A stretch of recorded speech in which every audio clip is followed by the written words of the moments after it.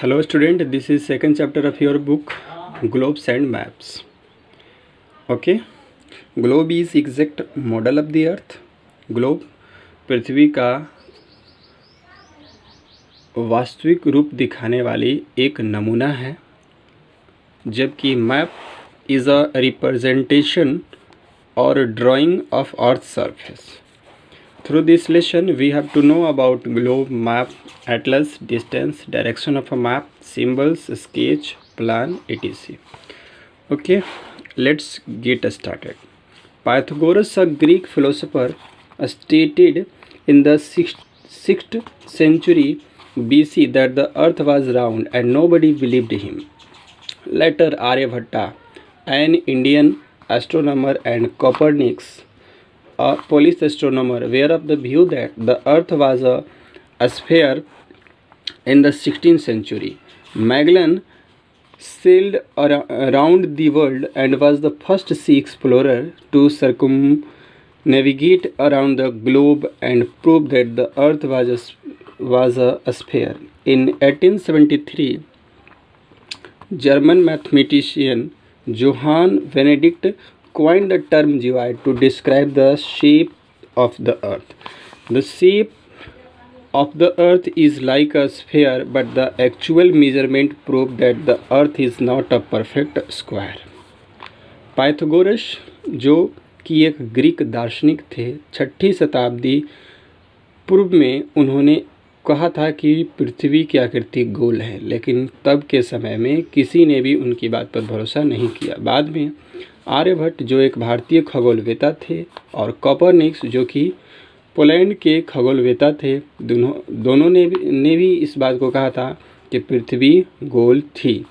16वीं शताब्दी में मैगलन एक नाम के व्यक्ति हुए स्पेन के, जो पूरे दुनिया का भ्रमण किए और वो दुनिया के पहले समुद्री खोजकर्ता थे, तथा उन्होंने इस बात को साबित किया था कि पृथ्वी आकृति में गोल है. 1873 ईस्वी में जर्मन के एक गणितज्ञ जोहान बेनेडिक्ट थे.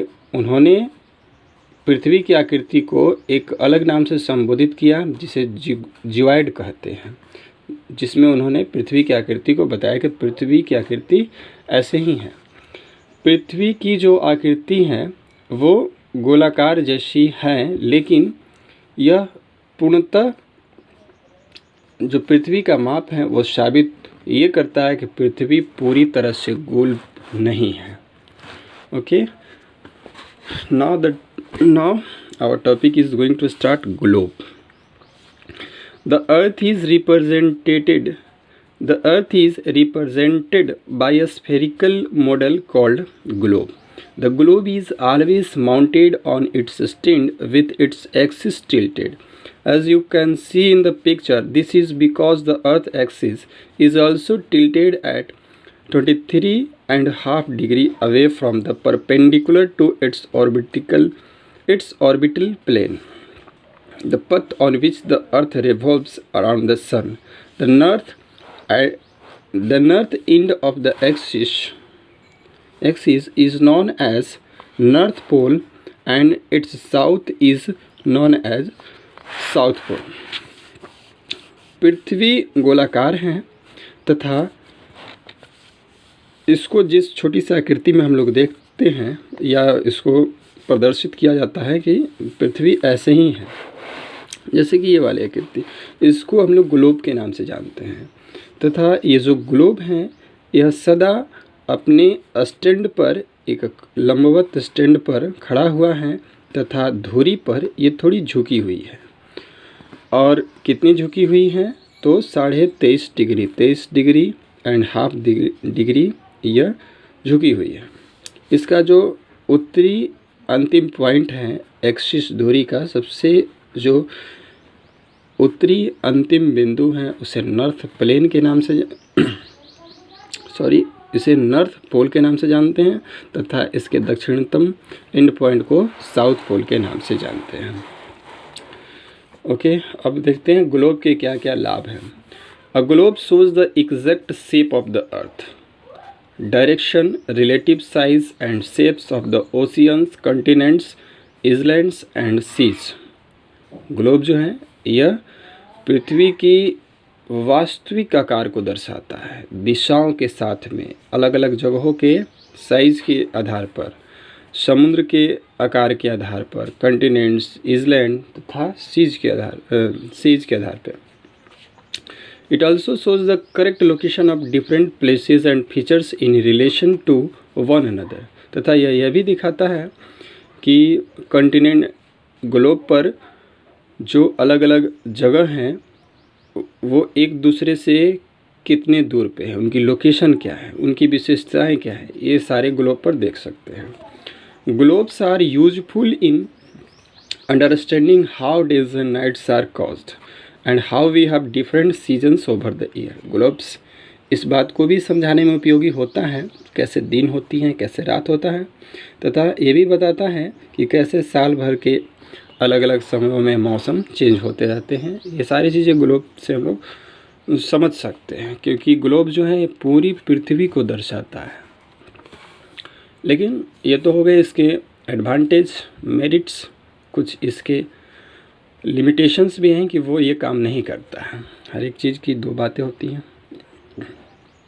आइए जानते हैं limitations of a globe. In spite of so many benefits, a globe has certain limitation also. A globe is expensive, bulky and difficult to carry. बहुत सारे लाभ होने के बावजूद भी ग्लोब में कुछ सीमाएं भी हैं। एक ग्लोब महंगा होता है, भारी होता है, इसे एक जगह से दूसरे जगह ले जाने में कठिनाई होती है। Also, a globe cannot provide detailed information about landforms, vegetation, soils, climatic conditions, means of transport and other related information। तथा साथ ही साथ ग्लोब जो है डिटेल्ड में मतलब विस्तृत सूचनाएं भू स्वरूपों के बारे में, वनस्पतियों के बारे में, मिट्टी, मौसमी स्थितियों के बारे में तथा अलग अलग यातायात के साधनों में तथा और भी कोई दूसरे सूचना इकट्ठा करने में डिटेल जानकारी नहीं प्रोवाइड कर पाता है। From all these limitations arises the need for maps. तो इन सारी जितने भी सीमाएं हैं जो ग्लोब काम नहीं कर सकता है, ग्लोब हमारी इस आवश्यकता को पूर्ति नहीं कर पाता है, तब हम लोग को जो आवश्यकता पड़ती है एक दूसरे ही सिंबल की, जिसे हम लोग मैप के नाम से जानते हैं। ये जानते हैं map. A map is a representation or drawing of the earth surface or a part of it, drawing on a flat surface according to a scale. The scale is proportion between the actual or ground distance between two places on the earth and the distance between same two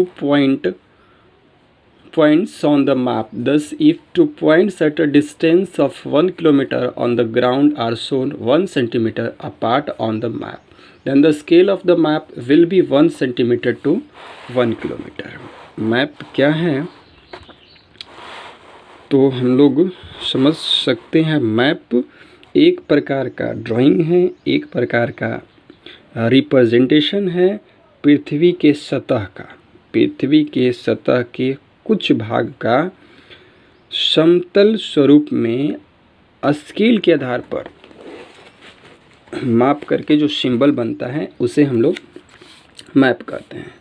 globe तो आप देख पा रहे हैं कि जैसे अर्थ sphere है वैसे ग्लोब भी स्फीयर है, लेकिन आप मैप की जो पिक्चर है, मैप पृथ्वी के जो समतल सतह है उसके किसी विशेष क्षेत्र के बारे में जानकारी प्रदान करता है, वो भी एग्जैक्ट समानुपातिक पैमाने के आधार पर। जैसे कि वास्तविक पृथ्वी पर दो प्लेसों के बीच में 1 किलोमीटर की दूरी है, तो वही